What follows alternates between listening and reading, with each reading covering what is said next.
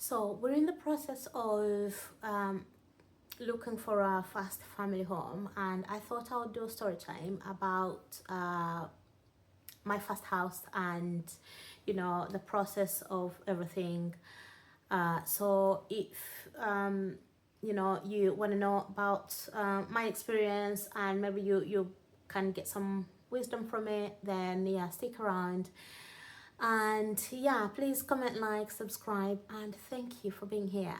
So my name is Sharon, and on this channel we talk about all things family, lifestyle, whatever we want to talk about.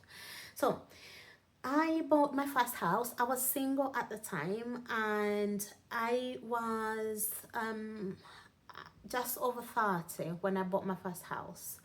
I am, of course, an immigrant in the UK, and I've been living in the UK for, at that time, I'd been living in the UK for a very long time. So the process, you know how they say ignorance is bliss? Well, no.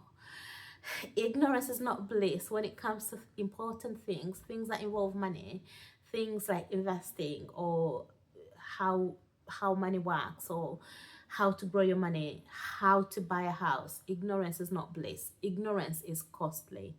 And so I was actually overseas when I bought my first house.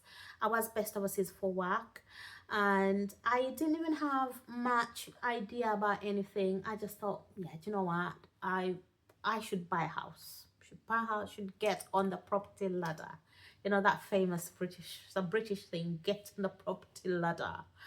Um, I don't even like the word ladder, but anyway, so I thought, yeah, I also had, I honestly didn't had money in my savings account and thought, right, I need to do something with this money.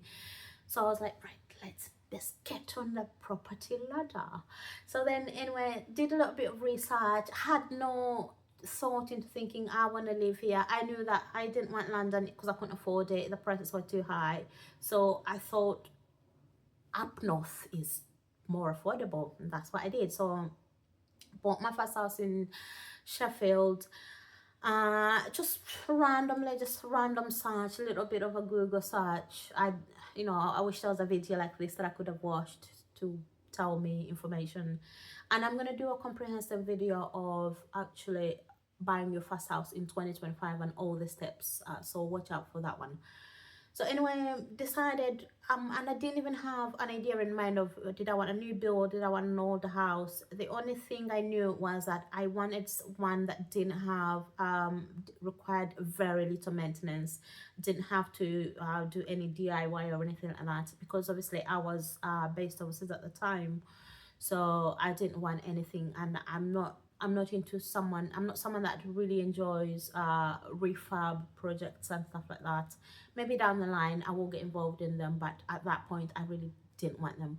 So it was a new build, and I, yeah, obviously spoke to the site at the time, went back and forth with the sales office, and they were actually horrendous in terms of admin. They were the worst admin nightmare people that I've ever met. Uh, they were nice, polite, but yeah, they were just terrible at admin. And so yeah, so found the site, spoke to the site office, told them I was looking at this house, and then had that initial conversation.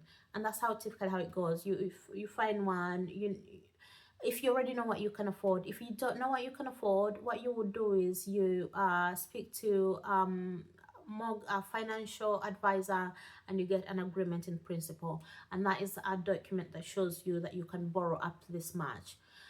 This story, by the way, is about buying with a mortgage. It's not about buying with cash.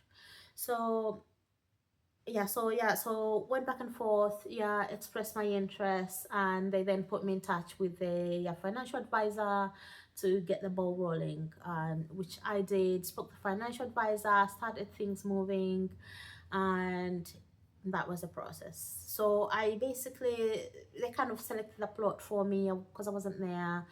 By the time I came to view, the house was already up, and they had selected everything for me. So my uh my involvement was very little. I just let people handle it, you know, that because I didn't know much. I was so ignorant. I didn't know much. And it just felt better for people to do it because I thought, well, they know better. They know what they're doing. I don't know much. But what I would say is do your research. Do your research into obviously how much money you need. The price that's listed for the house, let's say the house is listed for 120. I mean, it would be a dream to find a house at 120 nowadays. But let's say that's the price. That's not all you're going to pay. There's going to be legal fees. You might have to pay the mortgage broker for the because the mortgage, the product has a fee on it. You may have to pay the financial advisor. Sometimes if you buy through like I was buying through a developer, they would pay their financial advisor, and that service was free to me. I didn't have to pay. I don't believe it's free. Somehow you pay, but I didn't have to pay money up front for it. And so those are some of the fees you have to pay. All those for even for the solicitor just to create your file for you. They will charge you money for that. If you're using a buying scheme, so in my case I was using two schemes, and I was using three schemes, and these were all government schemes. So take advantage of government schemes that are available to you. Again, my point is do your research. Do your research into the scheme, the terms of use, the repayments, and all that, and the effect it has on you. And can you use it if you're not in the country? And what can you, once you've used it, can you let the property out? Can you sell the property? What happens when you sell? So do all that research before you sign up to anything. And here comes the story of my mistake. So I'd saved up quite a bit of money, so I had enough for a 10% deposit. And I also had been using an ISA, I believe it's called a Help to Buy ISA, and I'd been saving that ISA, so I had enough money for legal fees and some extra. But then there was, when I spoke to the financial advisor, they were like, would you like to use the government Help to Buy? I was like, that sounds all right, I'll use it. I didn't even need it, didn't read much about it. Obviously signed my life away, said yes, I'm happy to use it. Spoke to another office who did all the paperwork, and then I got the money. So yeah, I got more money for my deposit. Honestly, didn't need it because I already had enough money for the deposit. In fact, actually, I had more than 10%. I think I had around 15, 12 or 13% or something like that. This guys, it's like 8 years ago. So yeah, some of this information will be, I won't remember it to the T, but yeah. In short, do your research. Don't just take something just because you think it sounds good, or just because you think it's there, let me use it. No. So I then decided to sell that house right before we go into the selling. So I told you the developers, they were good people, but really terrible with admin. So all houses, old, new, whatever, they all have issues. Occasionally you have something happen in your house. But new builds especially have a lot of snagging issues. And if you go with a developer that's even developers are into classes, you have those high-end developers, obviously their houses are more expensive because they are so good. They use the best materials, they use the best builders, and they watch over the whole process. Mine was at the bottom of the chain, so the materials were okay, the workmanship was not the best. So I decided to let my house out. And again, if you do your research, if you buy a house to live in and you decide you want to let it later, you have to get permission from your mortgage, whoever gave you the mortgage, the bank. For example, in my case, I had to write to the bank and give reasons why, and say I wanna let the house out for these and these reasons. I didn't have to pay more at the time. It might be different now. When I do my next video, I'll have this information for you. But at the time, I didn't have to pay more. They just were aware. So anyway, let the house out, and tenants were in just a little while, and a kitchen cabinet fell off the wall. Not completely, but it was hanging. It was about to fall off. They literally sent me a picture, and I was just like, what on earth? Now, all new build houses come with a 2-year warranty, and then after that, so 2-year warranty with the builders themselves, with the developer themselves, and after that, you then go into new home something. There is a body that governs new homes. So once your 2 years elapse, you fall under that other body, and yes, you can, if there is obviously serious structural integrity with your house, you can raise issues with them. But small things like that, yeah, at the time my warranty had expired, I then had to pay for my pay money out of my own pocket to get them fixed. So yeah, so then as yeah, obviously dealing with little issues like that, which are so annoying. You know, doors. The house, apparently after a few years, the house starts moving, so the doors refuse to shut. Some doors refuse to shut, as in because there's been expansion in the materials and stuff. So small things like that. So if you buy a new build, and you buy especially with a low end developer, be aware of these things.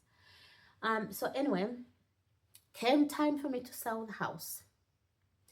And I then found out, believe it or not, I was only finding this out after going to sell the house. Even after having it for years, I never did any research about the government help to buy. I was just like, la la la la la la. Came to find, I just thought I would have to just pay them back the money that I borrowed. No, you pay them what whatever the current price is, they will take a portion of the profit you're gonna make. So you're not just going to pay them back the money, they're gonna take a portion of what you're gonna make. So guys, ignorance is not bliss when it comes to these things. So anyway, that's kind of my story, really. And it's a cautionary tale, if you like. And it is, the cautionary tale is, do your research. Don't just trust the professionals. Do your own research. Know the numbers. Know all the information before you sign up to any schemes. Government schemes are wonderful. They're wonderful, not for everybody. You have to be the right person for them. If you don't need to use it, don't use it. Do research of your area. Don't just choose, point at a map and go like, here. If you do that, at least do some research of the area and make sure you like the surroundings. And for example, when I went to visit the site in person, I found that we were near a mosque, and I didn't like that. I like peace and quiet and tranquility. I want to hear birds and stuff. I don't want to wake up hearing the sound of a mosque, you know. And that's no offense to anyone or anything. It's just what I like, or what I envisioned. Anyway, I envisioned birds and tranquility and seeing squirrels running in my garden. So if you decide on an area, do your research. Make sure that it is suitable for you. You can never get 100% of everything that you want, but at least make sure it is well over 50%. You know, you might have to compromise about some things. Might have to compromise about not being so close to a supermarket in order to gain being close to the motorway, for example. You might have to compromise on being close to a school in order, and then lose out on being close to your mom's house, or whatever, or the train station. So it's things like that. Do your research, take your time, don't rush, and make sure that you understand what's happening before you sign. Because once you sign and you've got that house, a house is a big deal. It's not like a bike. You don't just put it on eBay and sell it. It's a big deal. You're committed, you're in it. So that's my story anyway. If you want to buy your first home, if you want to buy your next home, if you have any questions about anything, ask me in the comments. I'm not a financial advisor, I'm not a mortgage broker. I would will just advise you from what I know and from my experience. So thanks everyone, and yeah, watch out for the next video where I'm actually gonna do a professional video about how to buy in 2025 with a mortgage and all the steps that you need to take, and hope that will be useful for you. Thanks everyone.